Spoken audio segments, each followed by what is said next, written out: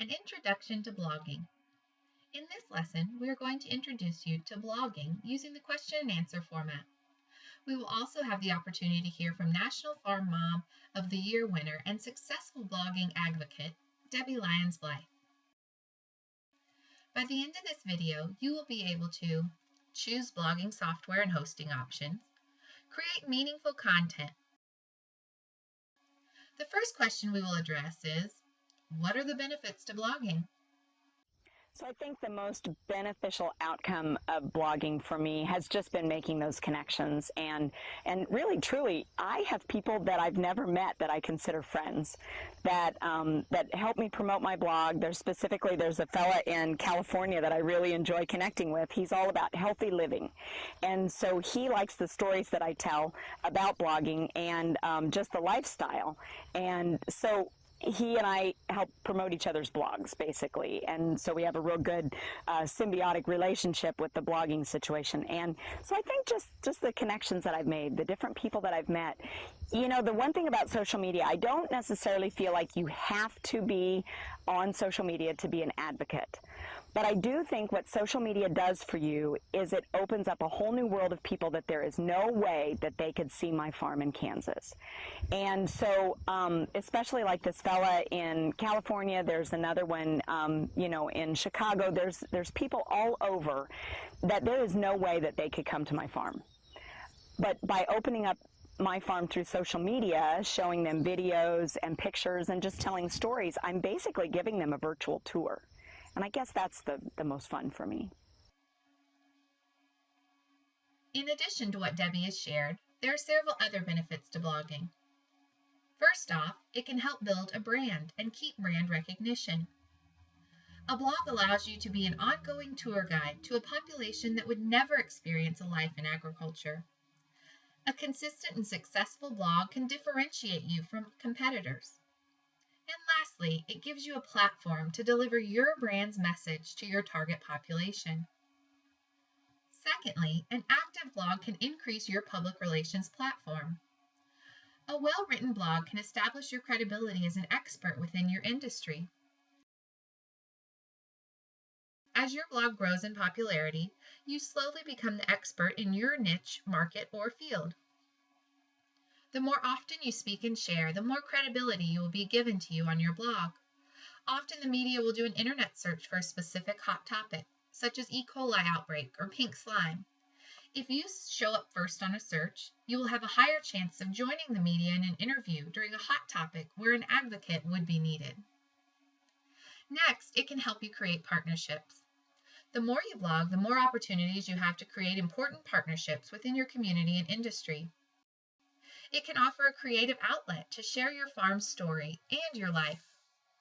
Farming and ranching is often a family business, and many bloggers find it deeply rewarding to tell the story of their family business, as others respond positively to their stories. A blog can allow you to have direct access to your market without having to go through traditional marketing options. The next question we will address is, what software should I use? Let's hear from Debbie on what she uses and recommends. When I started blogging, there was only two main websites to start up a free blog, and that was WordPress and Blogger. But now there's lots of opportunities, lots of different websites, and so I would recommend that you really research those a little bit deeper than what I was able to. And if I had to just choose between Blogger and WordPress, I would say there's pros and cons between both. Blogger seems to me to be very, very simple, very user-friendly, but it doesn't have a lot of extra capabilities. And so I think if I were to start again, I probably would start on WordPress, but I think migrating would be a big pain in the neck, and I really am not, don't have a lot of time in order to do that. So at this stage, I'm going to just stay where I'm at. So, but the one thing that I would really recommend, and I've not been able to accomplish this yet, is I think you need to purchase your own website name. So instead of being mysite.blogspot.com, it would be just mysite.com. And I think that's really important because that lends credibility, as well as it's just a heck of a lot easier to say and people to remember. The next question we will address is, how do I create meaningful content? Well, what exactly is meaningful content? Content is meaningful when it creates value in the eye of the reader. This can be done in several ways. First, it entertains a target market. For example, the Peterson Farm brothers have done an excellent job in using entertainment to open up lines of communication with the general public. So then they have a platform to share the truth about agriculture and life on a farm. Their videos have millions of views and shares. This exposure has allowed them to reach an entirely new population with the message and life of agriculture. Secondly, it educates a target market.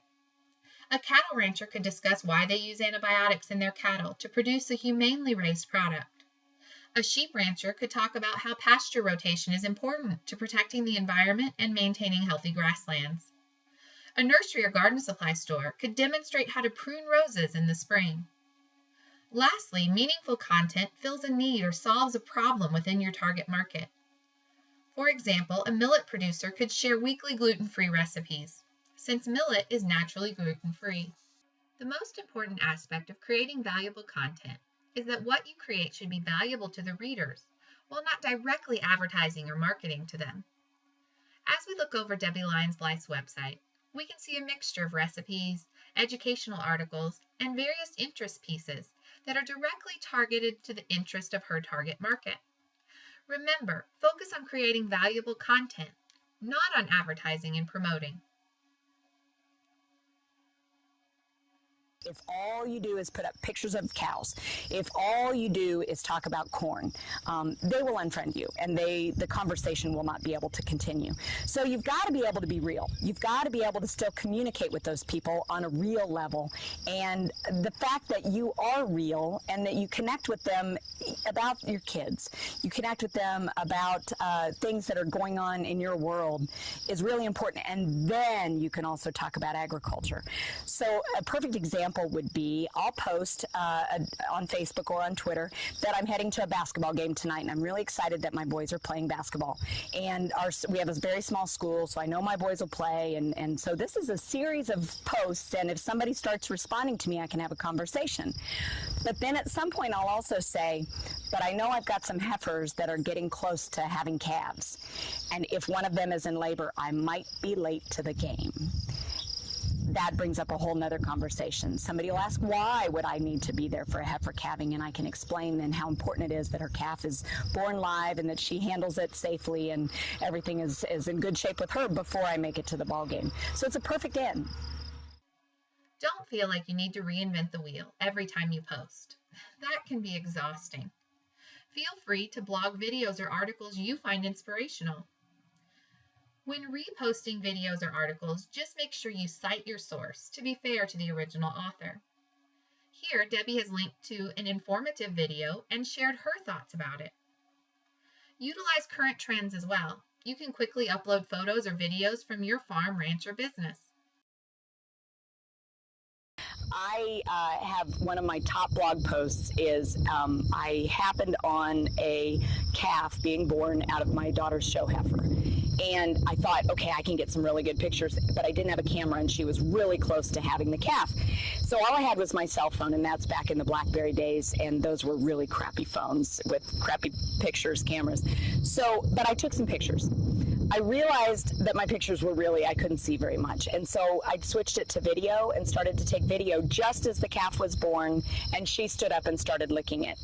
And so I just took a few seconds of video and I put that as a blog post. And it was pretty fuzzy video and not really that great, but the sound quality was awesome. And I had comments later about the sound that the cow made, and I didn't even realize that I had captured that.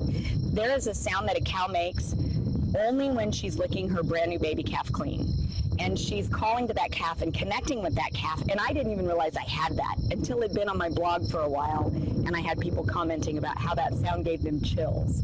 And I thought, wow, what a special opportunity, because the video was terrible, but the sound quality was what we needed. In order to create meaningful content, you must know a little about your target market. What are the needs of your target market? What are your target market's interests? What does your target market want? I started early on. I realized that my target audience is an extremely focused group. And who I write for are the people like are my family member in Denver. It's mostly moms, but basically it's the people who buy groceries in the store.